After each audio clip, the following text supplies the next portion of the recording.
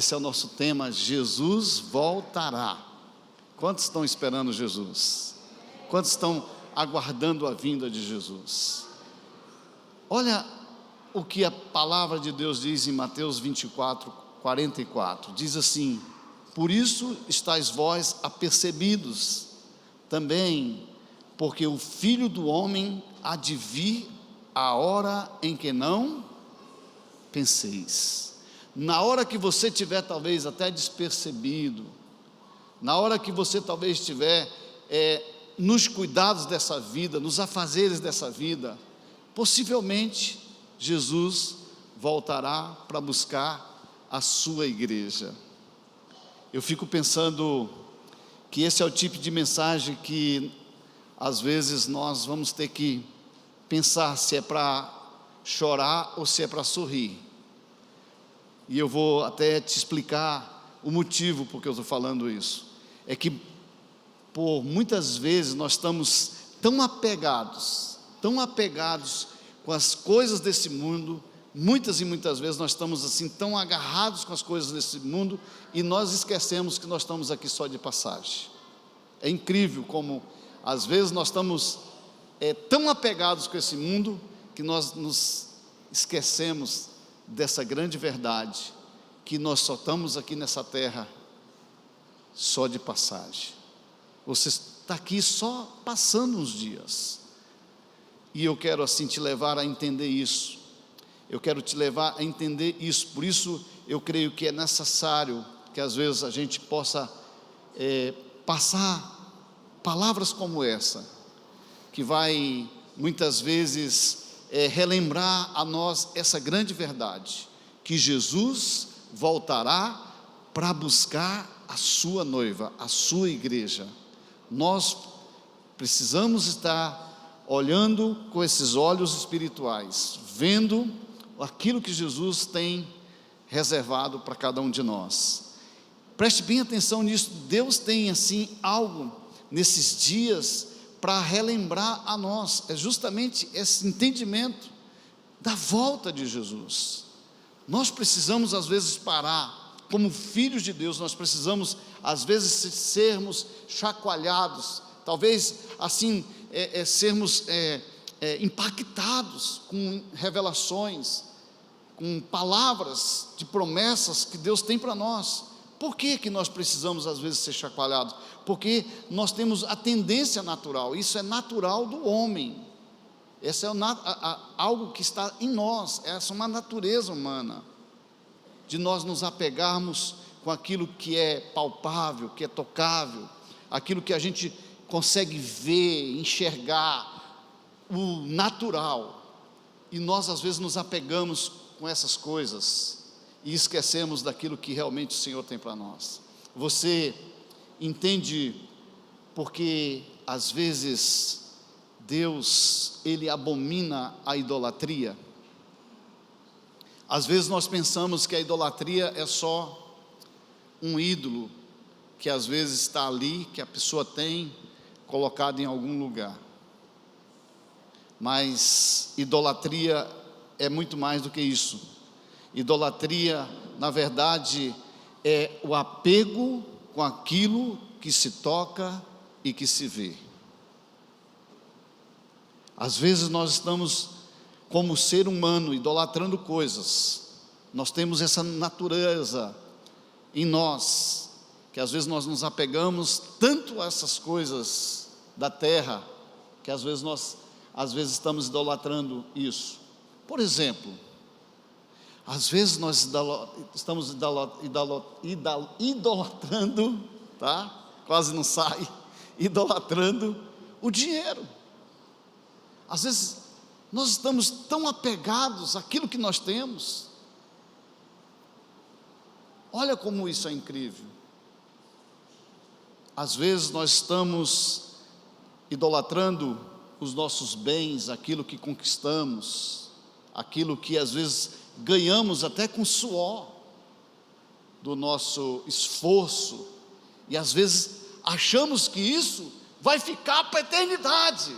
Olha como a gente às vezes se apega a essas coisas. Olha para o seu irmão e diz assim: isso é uma grande verdade. Eu não estou sozinho nesse problema. Todos nós estamos às vezes agarrados nessas coisas. Agora eu quero que você preste bem atenção, porque idolatria é tudo aquilo que nós colocamos acima do Criador. Tem uma história de um homem chamado Abraão. Deus deu a Abraão um filho. Depois de velho, Deus dá a Abraão um filho. E sabe o que acontece? O Abraão se apegou àquele menino. Foi tão forte o relacionamento dele com o filho, que Deus percebeu que ele tinha colocado aquela criança no lugar de Deus. Aí Deus, por alguma situação e algum motivo, querendo talvez chamar a atenção do Abraão, diz a ele: eu preciso dessa criança, vai lá sacrificar ele no monte. E então ele vai ao Monte Moriá, e chegando ali no Monte Moriá, porque agora Abraão verdadeiramente mostra qual é o seu coração, ele demonstra verdadeiramente que quem é o seu Deus, que ele não estava apegado à criança, mas ele entrega o filho ao Senhor. E naquele momento do sacrifício, você sabe o que acontece, que Deus devolve de volta a Abraão o Isaque. Quando você estiver em alguma situação que você precisar decidir por alguma situação na sua vida, lembre-se disso. Muitas vezes Deus vai pedir que a gente sacrifique os nossos Isaques a Deus. E se Isaque for de Deus, volta com Abraão. Se não, fica no monte como sacrifício. Quantos estão entendendo isso? Muitas vezes nós precisamos pensar sobre isso. Por que muitas vezes nós estamos nessa tendência da idolatria? Por que às vezes a gente fica agarrado com essas coisas? Por que às vezes nós estamos nos sentindo tão seguro com aquilo que nós temos? Por que às vezes essa é uma tendência nossa? Nós nos apegamos tanto com as coisas desse mundo, achando que isso vai trazer segurança a nós. Nós precisamos tomar um cuidado de como nós estamos vivendo a nossa vida.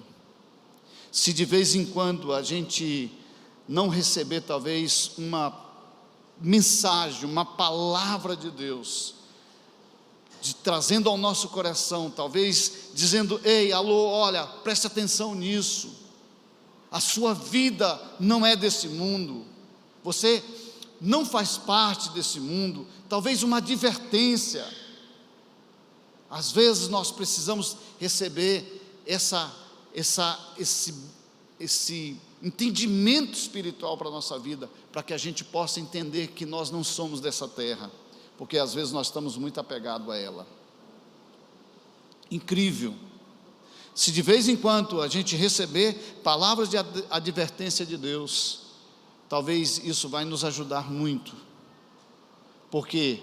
Porque às vezes nós vamos nos acomodando e nos acostumando com esse mundo, e as coisas começam a ficar natural para nós.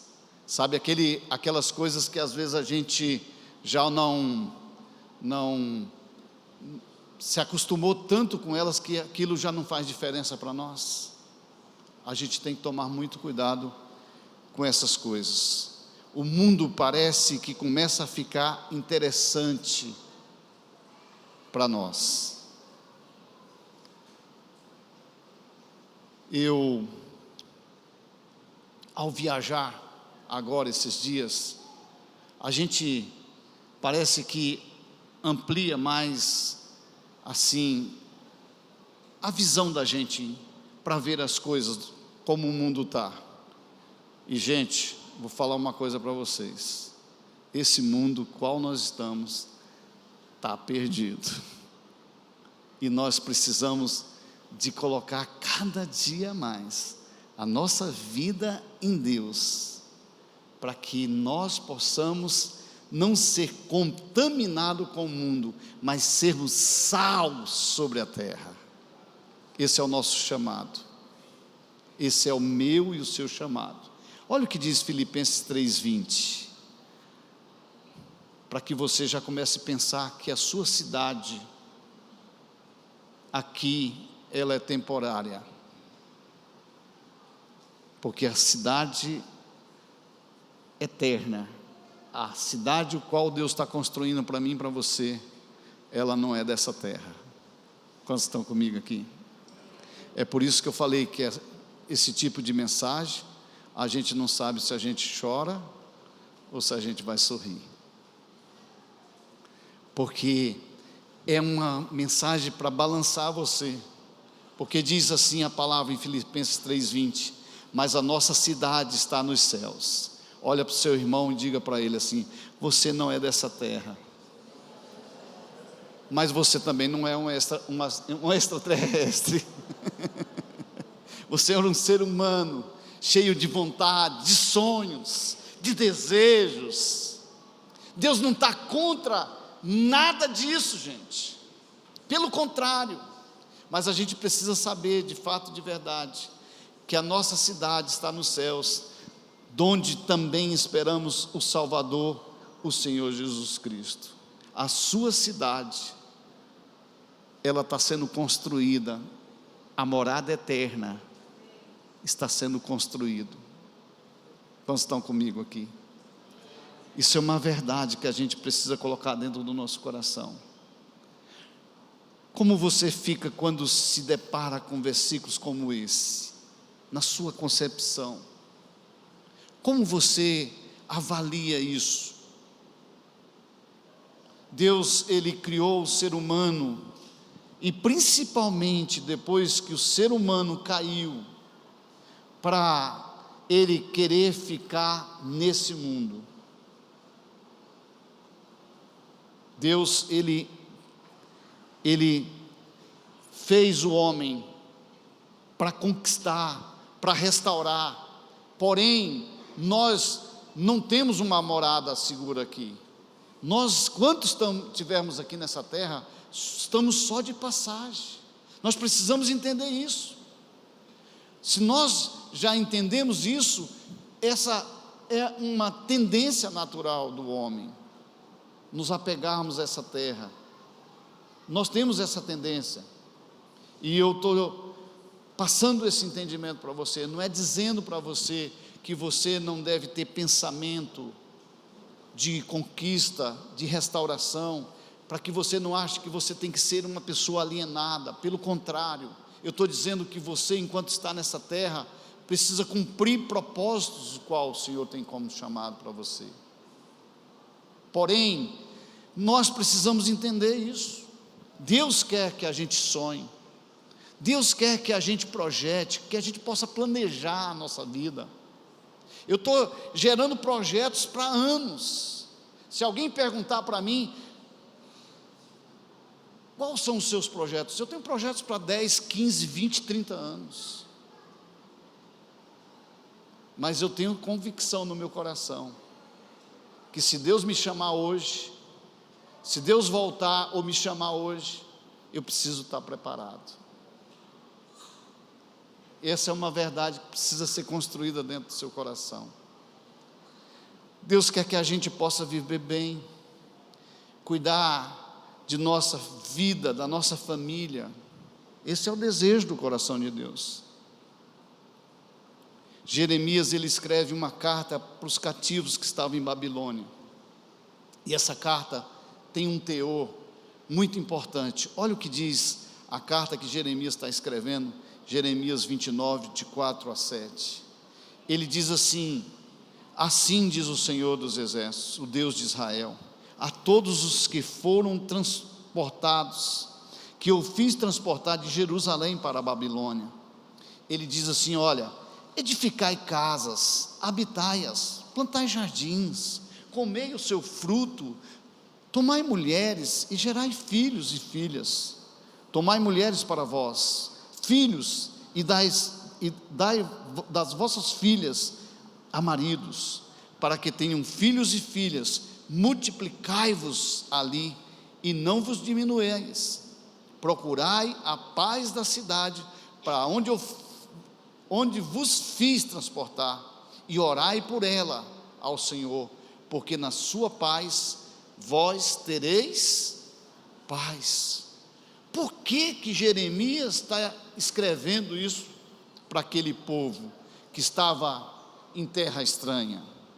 Por que Deus trouxe essa palavra a Jeremias, dizendo a aquele povo: olha, vocês devem continuar a vida de vocês, construam casas, plantem jardins, pomares, criem, gerem vida, façam com que as coisas possam acontecer, sejam produtivos. Eu fico imaginando isso. Olha, mas tenham certeza de uma coisa: usufruam de todas as coisas, mas essa terra não é de vocês. Vocês não sabem o dia que vão ser tirados dessa terra, então vivam desfrutando dela, porém desfrutem e não esqueçam da sua pátria, a qual vocês pertencem. Era isso que Jeremias estava falando para aquele povo: vocês têm uma pátria, a qual vocês vão ser chamados de volta. Chegará o nosso tempo em que nós vamos ser chamados de volta. Jesus está voltando. Jesus vai voltar, queridos, não tenha dúvida disso. Então nós precisamos viver sabendo que tudo isso que nós vivemos aqui é transitório. Às vezes nós construímos e nos apegamos tanto àquilo que nós estamos construindo, Elon, que nós esquecemos que a nossa pátria é no céu. Ficamos tão agarrados com aquilo que nós estamos construindo, que às vezes nós despreocupamos e esquecemos que a nossa pátria é celestial. Quantos estão comigo nesse barco? Eu estou falando por mim. Eu estou falando por mim, gente. Quantas e quantas vezes quando eu estava construindo essa palavra, Deus falou muito forte ao meu coração: olha, viva, faça tudo, viva bem, gere sonhos, mas saiba que essa vida aqui é transitória. Então esse é o evangelho que faz sentido para o nosso coração. Deus está talvez nos levando a entender isso. Viva intencionalmente, gerando sonhos para você, para as suas gerações, mas sabendo que você não é daqui. Saiba disso. Você precisa colocar isso dentro do seu coração. Eu acredito que, pelo que a Bíblia diz, a gente vai viver talvez 80, 90, mas só tem uma coisa: dos 120 anos você não passa.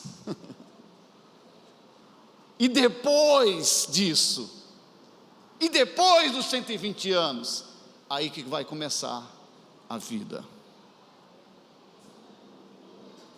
Até os 120 anos, a Bíblia diz, olha em Gênesis 6:3, diz assim: então disse o Senhor: não contenderá o meu espírito para sempre com o homem, porque ele também é carne, porém os seus dias serão 120 anos. É o máximo que você vai poder viver nessa terra. Se você conseguir viver 120 anos aqui, usufruindo de tudo aquilo que você pode construir, os seus pomares que você vai construir, os seus jardins, a sua casa, já está de bom tamanho. Agora imagina o que você vai poder construir na sua eternidade, porque aqui, depois disso, eu vou te falar, depois disso é onde tudo começa, é onde tudo vai começar, porque é a eternidade, e a eternidade é algo que não tem fim. Nós precisamos pensar nisso. E a gente só tem dias aqui na terra. E aí, nesses dias que você está aqui, você tem uma opção quando chegar lá. Ou você vai ter a eternidade com Deus, ou a eternidade sem Deus. A escolha é sua. Porque depois dessa vida, tem uma eternidade nos aguardando. E a maioria de nós estamos preocupados com as coisas da terra e esquecemos das coisas eternas. Isso é muito sério. Olha para o seu irmão e diga para ele: está ficando sério. Hoje é uma noite muito especial para nós, que é uma noite o qual a gente ceia. Mas deixa eu te dar uma chave poderosa para você entender algo sobre a ceia. Nós vamos ler as instruções da ceia. Irmãos, o fator principal, escute bem isso, da instrução da ceia, não são esses elementos: o pão e o vinho. Muito embora eles tenham símbolos que são marcantes para a nossa vida, mas a Bíblia vai dizer algo muito poderoso, que talvez seja revelador para você, pelo menos para mim foi.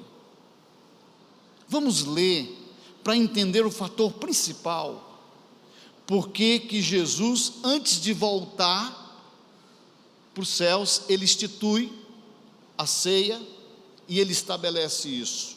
Olha o que ele vai dizer. Ele diz assim: façamos isso sempre que vocês estiverem reunidos juntos, nas suas reuniões, comam um pedaço de pão, pegue o vinho, porque o pão simboliza o corpo de Cristo, muito poderoso isso, e o vinho, ele simboliza o sangue. Agora, vocês devem fazer isso sempre, é o que ele vai dizer, mas existe uma razão por que devemos fazer isso, e aqui ele vai explicar isso para nós, ali em 1 Coríntios capítulo 11, verso 23 até o verso 26, eu quero que você acompanhe comigo essa leitura, para você entender. A Bíblia vai dizendo assim para nós: porque eu recebi do Senhor, Paulo está dizendo, o que também vos ensinei, que o Senhor Jesus, na noite em que foi traído, tomou o pão, e tendo dado graças, o partiu e disse: tomai, comei, isto é o meu corpo que é partido por vós, fazei isso em memória de mim. Semelhantemente também, depois de cear, tomou o cálice, dizendo: este é o cálice da nova, o cálice é o novo testamento do meu sangue, fazei isso todas as vezes que o beberdes em memória de mim. Olha só o que ele vai dizer então agora: porque todas as vezes que comerdes este pão e beberdes esse cálice, anunciai a morte do Senhor até quando?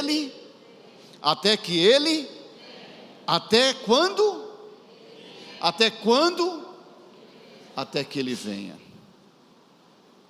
Essa é a mensagem principal da Santa Ceia, é que quando nós estamos pegando esses dois elementos e fazendo esse ato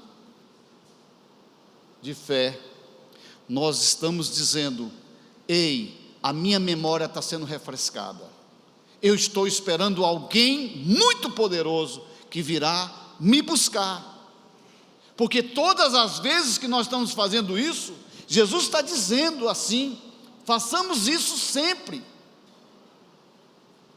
Repitam isso, relembrando que virá um dia, até nossa vida, aquele que nos comprou com alto preço, para nos buscar. É por isso que nós tomamos a ceia. Nós não tomamos a ceia só porque é bonitinho o pão e o vinho, mas nós tomamos a ceia porque nós entendemos que Jesus pagou um preço, e agora, ao comer do pão e ao beber do vinho, nós estamos relembrando que Jesus vai voltar. Até quando nós temos que ficar relembrando? Tomando a ceia, comendo do pão e bebendo do vinho? Até que eu possa voltar, está dizendo Jesus. Até Ele voltar. E se nós fizermos isso, isso vai manter, talvez, eu e você lembrados daquilo que nós somos aqui na terra. Você está conseguindo entender isso? Você está conseguindo entender que você é um passageiro aqui? Lembra do que Jesus falou em João 14, de 1 a 3? Vamos ler lá? Olha o que Jesus disse aí: não se turbe o vosso coração, credes em Deus, credes também em mim. Na casa do meu Pai há muitas... Vamos repetir isso? Na casa de meu Pai há muitas... Aonde que é essa casa do Pai? Aonde que é a casa do Pai?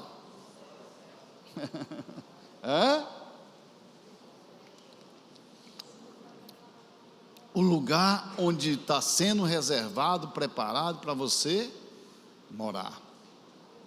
Esse lugar, ele é muito específico e especial. E ele continua dizendo assim: se não fosse assim, eu vou-la teria dito, pois vou preparar-vos lugar, e se eu for e vos preparar lugar, virei, vamos ler juntos?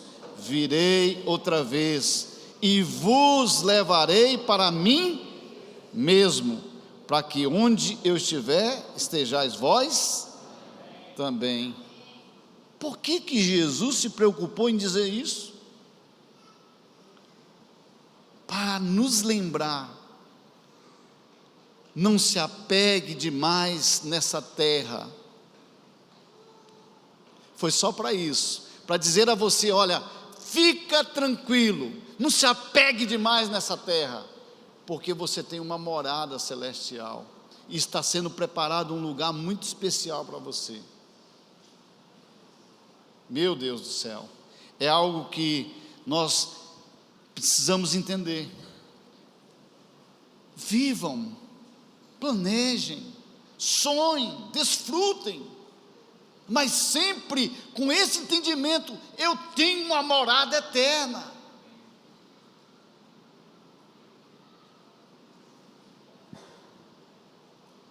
Você está entendendo porque sempre nós estamos ceando?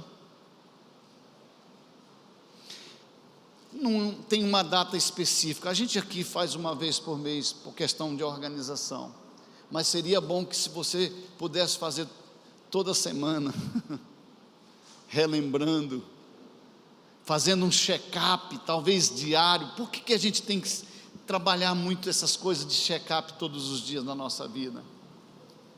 Para a gente fazer uma avaliação sempre: como é que está, como é que eu estou vivendo. Não tem uma data específica. Nós só fazemos mês a mês por causa de organização, mas a gente precisa entender só o que ele disse: façamos sempre até que ele venha.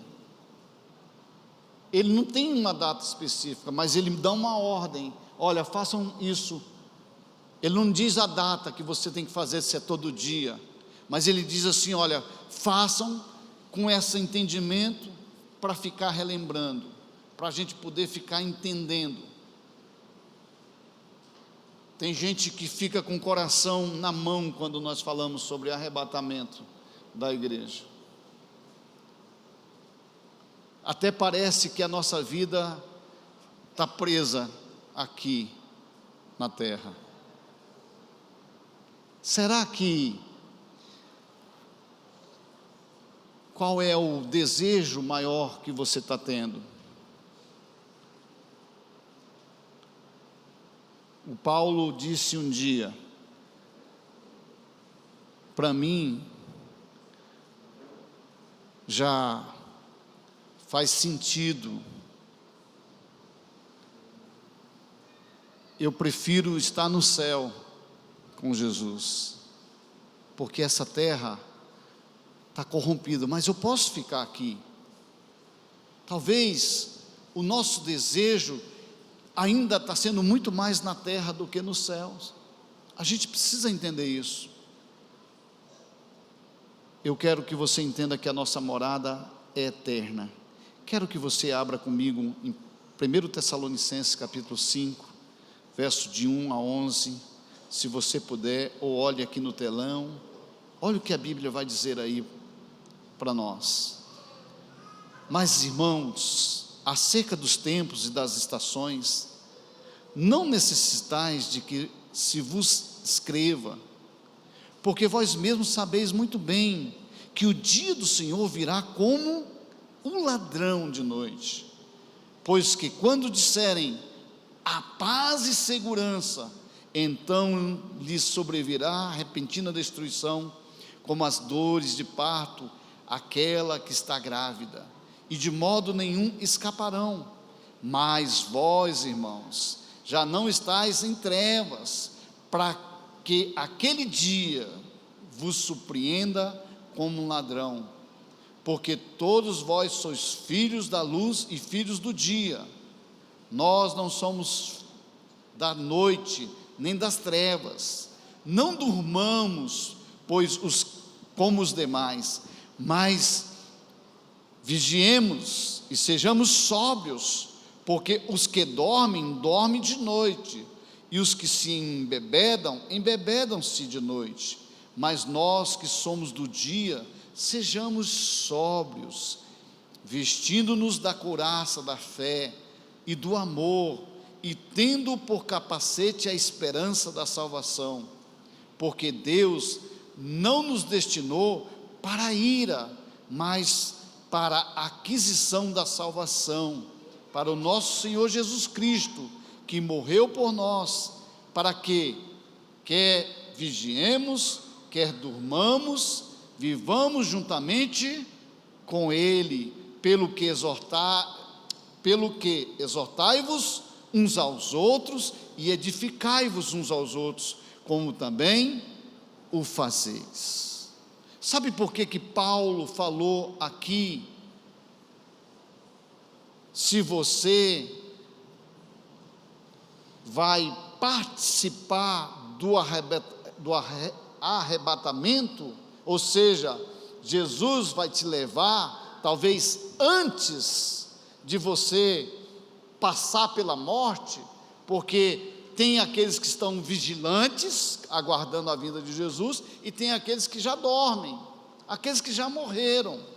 Dormir é no sentido que já morreu. Seja como for, você vai estar pronto para a morada eterna. É isso que Paulo está dizendo aqui. Nós precisamos estar olhando isso com muito carinho.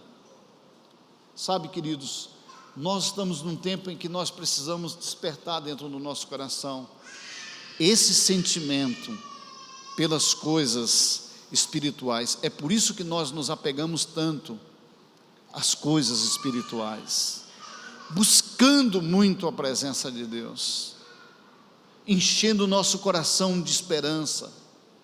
Nós precisamos colocar isso como um entendimento espiritual para a nossa vida.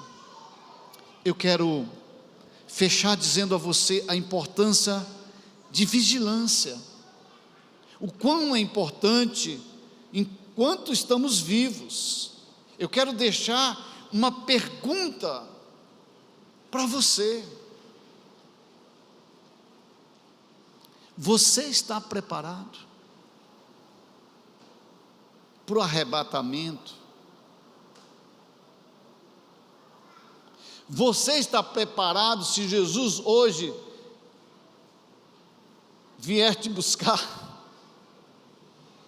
Você está preparado, possivelmente, se você tiver que passar pela morte. É muito sério o que eu estou falando, porque isso vem como uma advertência para nós. No mínimo eu tenho que estar preparado. Não se apegue à vida achando que isso tem um valor maior do que a eternidade para você. Eu tenho uma outra pergunta para você. Como você está tratando o dom que Deus tem te dado? O que você está fazendo com ele? Quais são os benefícios dele? É para o seu benefício próprio ou é para o crescimento do reino? O que você está fazendo com o dom que Deus te deu? Temos que analisar isso. Do jeito que o mundo está, ele te incomoda ou você já está amoldado ao mundo? Do jeito que o mundo está andando, você olha e vê e diz: esse mundo precisa de conserto. Você está fazendo o que para mudar esse mundo? Ou você está se amoldando a ele? Porque o mundo está levando a gente para se amoldar. É por isso que a Bíblia diz em Romanos 12, 2: não vos conformeis com esse mundo, mas transformai-vos pela renovação da vossa mente, para que a gente possa experimentar qual seja a boa, a perfeita e agradável vontade de Deus. Ou seja, não deixe que o mundo amolde você. Você tem que ser agente de transformação lá nos lugares onde você está. Muita gente sendo moldado pelo mundo.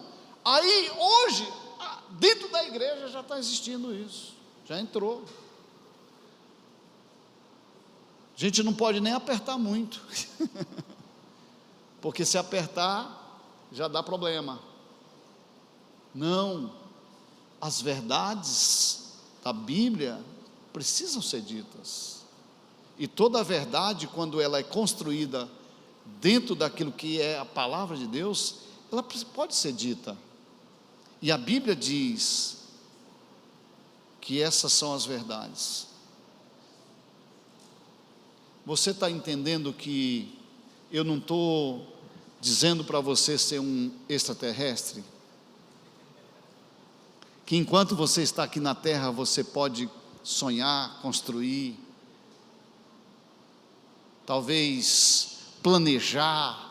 Ei, eu sou um homem de planejamento, de sonhos.